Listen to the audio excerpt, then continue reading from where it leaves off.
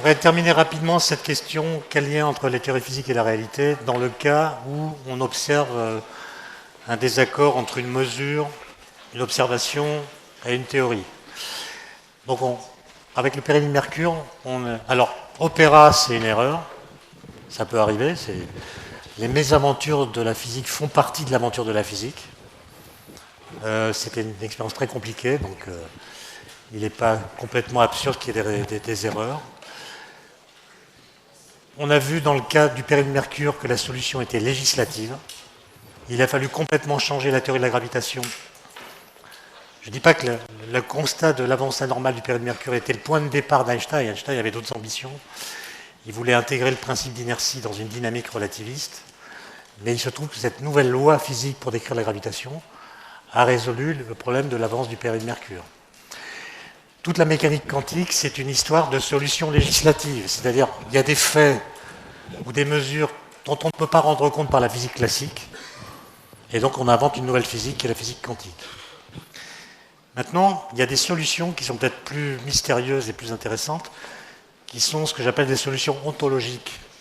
C'est-à-dire, quand vous avez un désaccord entre des faits et la théorie, il se peut parfois que dans les faits, il manque des ingrédients qui, si vous postulez qu'ils existent, dissipent la contradiction.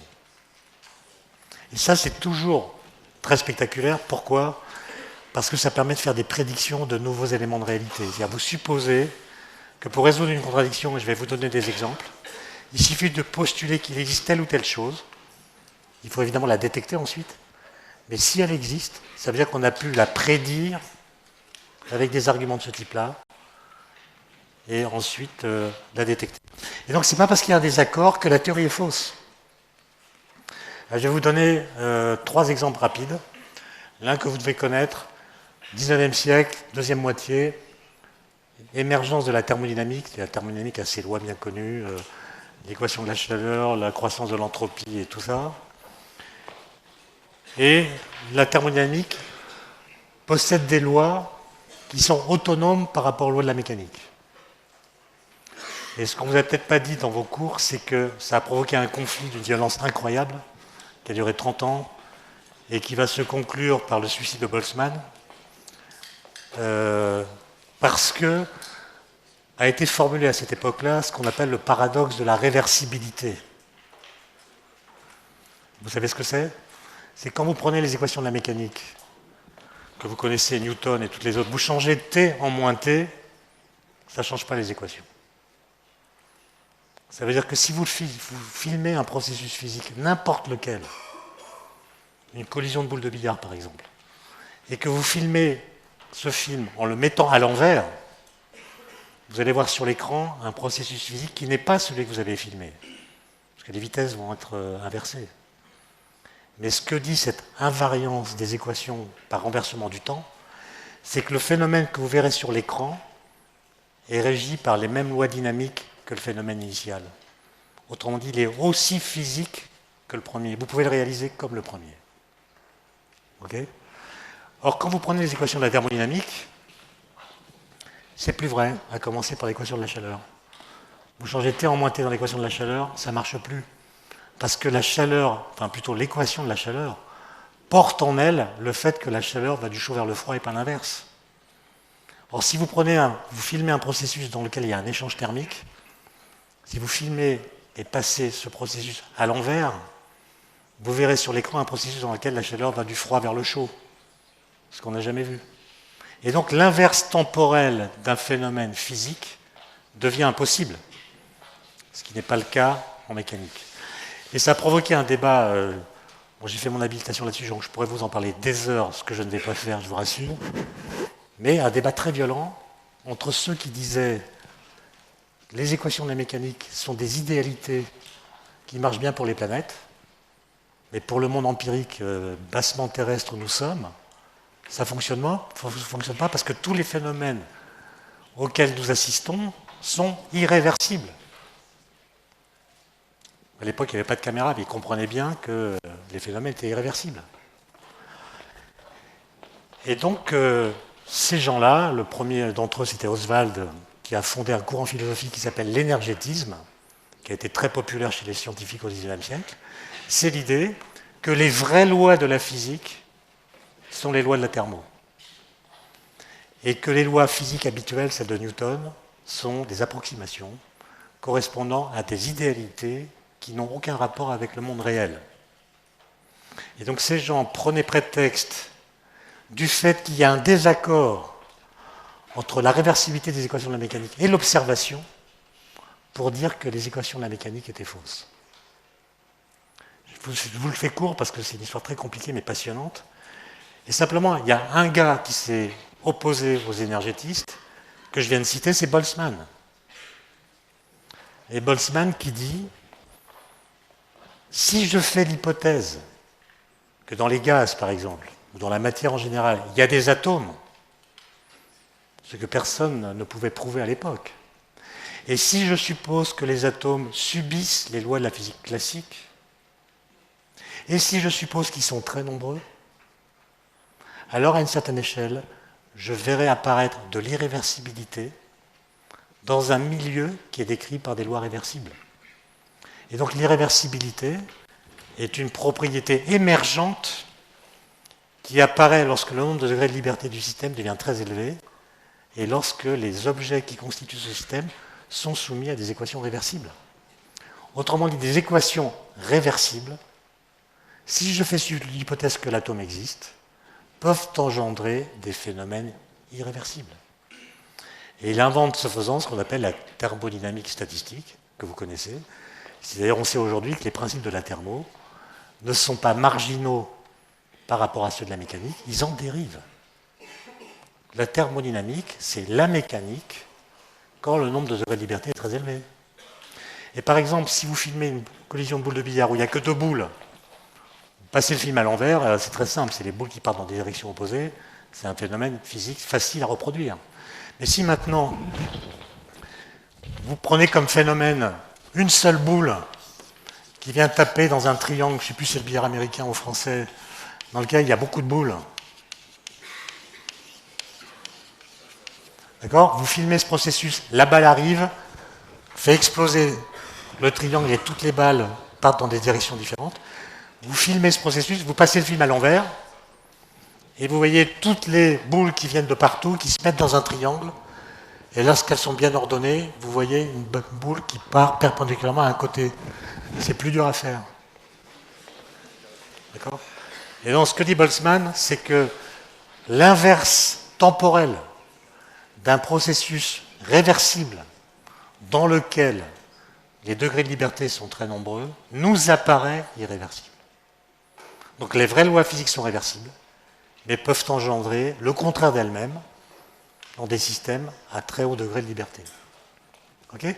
Et donc vous voyez que le désaccord entre les équations de la mécanique et l'irréversibilité que nous constatons avait une solution ontologique.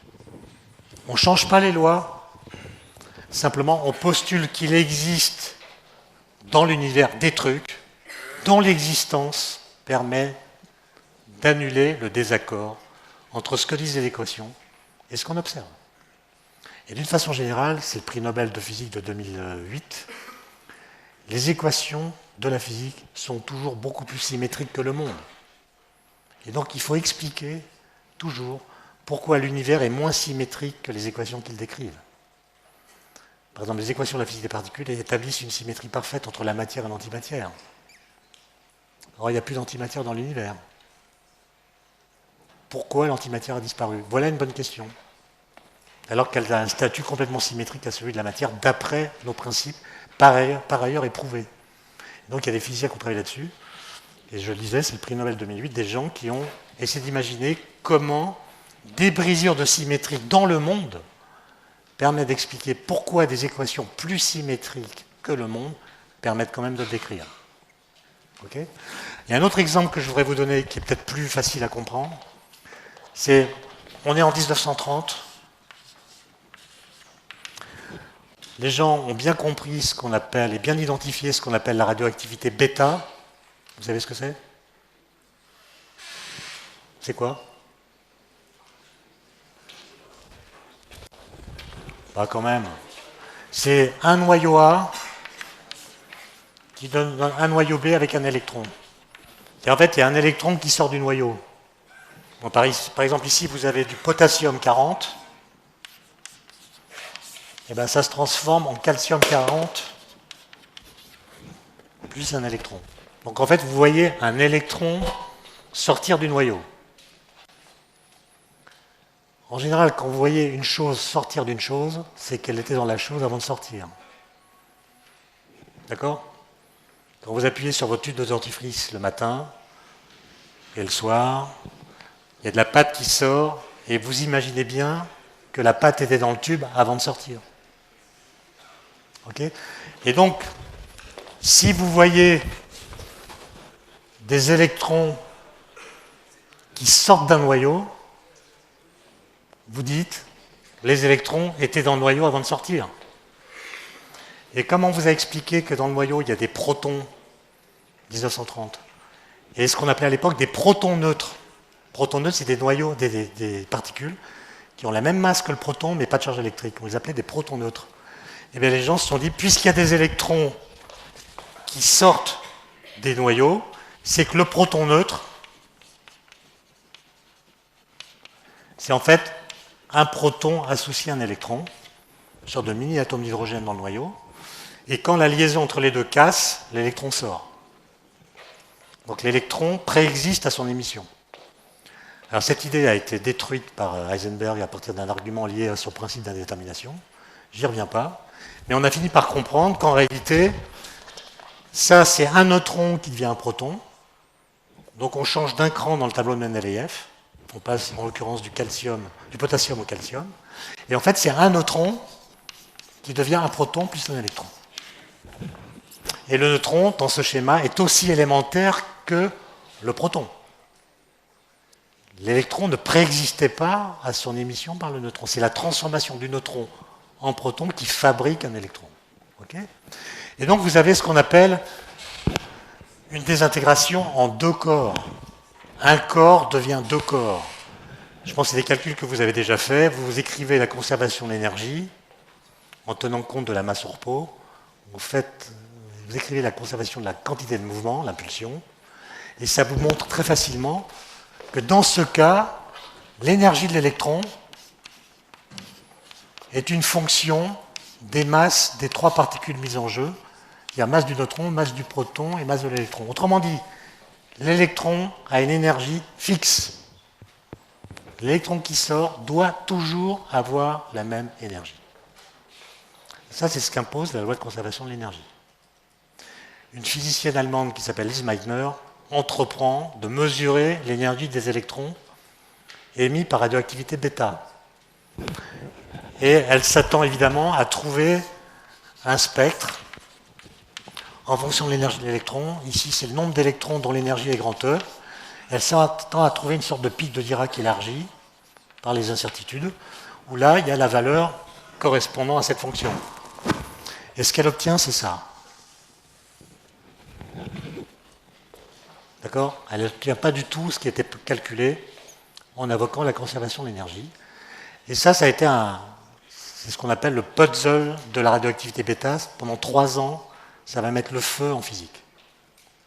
Okay? Et la plupart des physiciens, dont les plus grands, comme Niels Bohr, sont prêts à dire la solution du problème est nécessairement législative. Donc, puisque la loi de la conservation de l'énergie est violée, il faut supposer que la conservation de l'énergie n'existe pas dans tous les cas, autrement que de façon statistique, à l'échelle de l'infiniment petit, à l'échelle des particules. Donc Bohr écrit des papiers en disant c'est la preuve qu'au niveau microscopique, l'énergie n'est pas conservée, sans qu'il ait conscience de ce que ça veut dire. Parce que si l'énergie n'est plus conservée, on perd l'invariance des lois physiques par translation du temps. On aura l'occasion d'en reparler. Et heureusement, en 1931, il y a un jeune physicien de 25 ans qui s'appelle Paoli, qui est alcoolique, dépressif, parce que il vient de se marier avec une danseuse qui aussitôt le quitte pour un chimiste. Et alors là, pour un physicien théoricien, être quitté pour un chimiste, c'est quand même très dur, quoi. Et du coup, il écrit une lettre. Il habitait Zurich à l'époque. Il écrit une lettre à Carl Jung, le psychanalyste, en disant ceci: ma femme m'a quitté pour un chimiste. Si elle m'avait quitté pour un matador, j'aurais pu faire quelque chose, mais un chimiste, que faire? Voilà. Et c'est comme ça qu'il demande une psychanalyse. Très intéressant, puisqu'il a publié ses rêves. Il a fait cette psychanalyse pendant 40 ans, je crois, avec Jung. Donc il y a beaucoup de rêves, c'est intéressant. Mais l'idée de Paoli, c'est, alors qu'il est vraiment fin bourré en permanence, c'est d'écrire une lettre à Lise Meitner, qui avait rassemblé des physiciens à Tübingen en Allemagne pour un colloque au mois de décembre 1931. Il écrit une lettre qui est très célèbre, qui commence par « Chers messieurs et dames radioactifs », déjà l'ambiance. Il commence à parler de l'augmentation des impôts, etc. Et puis, à un moment dans la lettre, il évoque le puzzle de la radioactivité bêta. Et alors que le neutron n'a pas encore été découvert, il fait l'hypothèse que dans ce truc-là, on peut sauver la conservation de l'énergie en imaginant quoi?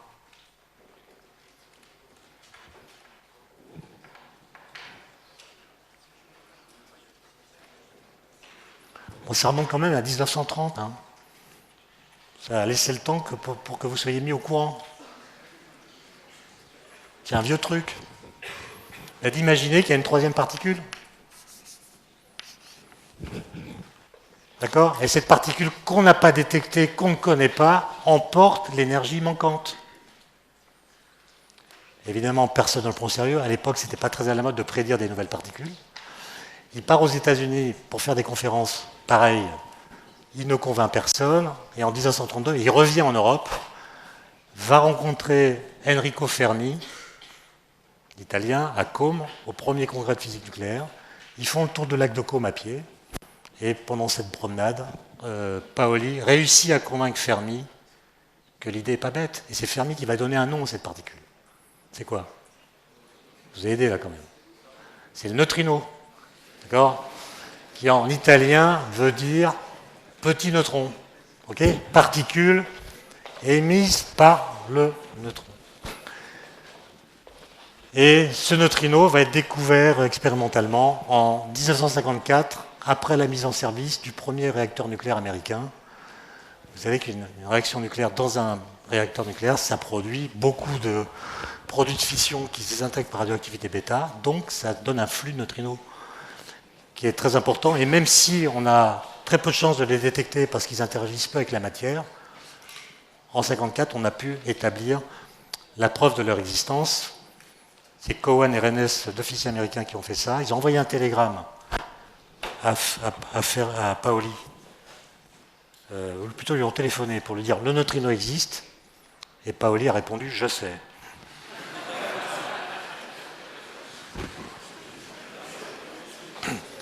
Donc vous voyez que là, vous avez une solution ontologique qui permet de sauver la loi en imaginant que dans le réel, il y a des choses qu'on n'avait pas vues, dont l'existence résout la contradiction. Alors il y a un problème en cosmologie dont on parle beaucoup qui renvoie exactement à ça, je pense que vous le connaissez.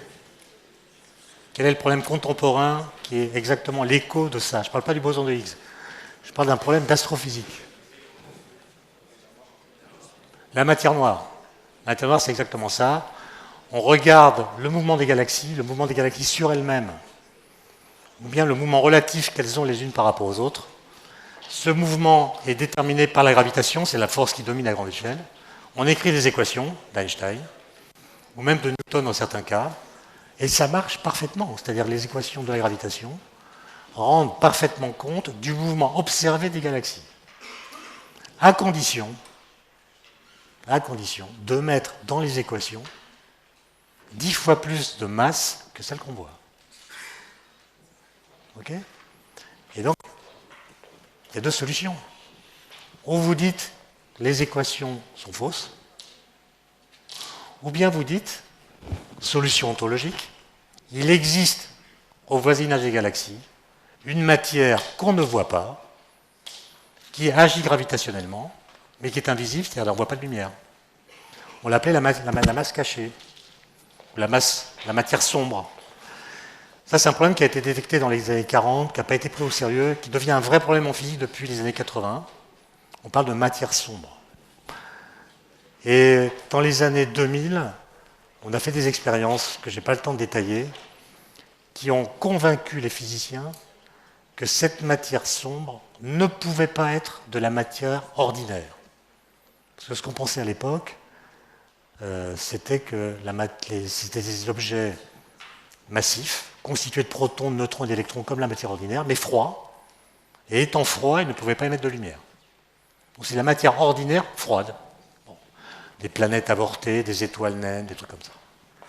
Et on a montré que ça ne pouvait pas être ça. Autrement dit, si la matière noire existe, parce qu'on l'appelle noire maintenant, elle est constituée de particules différentes de celles que nous connaissons.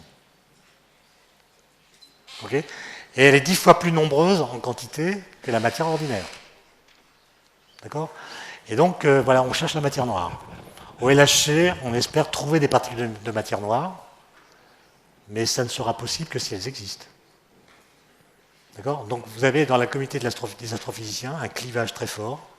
Il y a eu un colloque à Paris il y a 2 ans qui était très, très chaud, entre ceux qui disent qu'il faut modifier les équations d'Einstein, faire une gravité modifiée, parce qu'on ne peut pas croire à des fantômes comme la matière noire pendant 40 ans sans jamais avoir d'indices expérimentaux sur la nature de ces objets. Et ceux qui disent, ben non, il faut chercher, c'est des objets qui interagissent très peu, donc qui sont difficiles à détecter, comme le neutrino, et on verra bien. Donc le LHC pourrait répondre, le satellite Planck fait des observations. Voilà un problème dont la majorité des astrophysiciens pensent qu'il a une solution ontologique, mais il faut le prouver. Donc il faut faire l'équivalent pour la matière noire de la détection du neutrino. Et puis d'autres, moins nombreux, qui pensent que la solution est législative. Donc ça, c'est la suite de l'histoire qui se dira. Il y a énormément de travaux là-dessus, énormément de recherches. Donc j'imagine que vous en entendrez parler. Je n'ai pas évoqué le problème de l'énergie noire, qui est autre chose. L'énergie noire, ça vient du fait que l'expansion de l'univers s'accélère. D'accord? Sous l'effet d'un truc dont on ne connaît pas la nature et qu'on appelle l'énergie noire. Mais pour postuler qu'il existe de l'énergie noire, il faut faire confiance aux équations d'Einstein. Donc, dans ces conflits-là, soit vous faites confiance aux équations et vous cherchez une solution ontologique, soit vous ne faites pas confiance aux équations et vous devez produire une nouvelle théorie qui en même temps explique pourquoi les anciennes équations qui sont fausses ont si bien marché jusque-là. D'accord? Donc c'est ça qui est très, très difficile. Donc vous voyez que cette question sur laquelle j'ai passé trop de temps, sur le lien entre la réalité physique et les théories physiques, est une question moins triviale que ce qu'on a l'habitude de dire en disant les faits ont toujours raison. C'est pas si simple.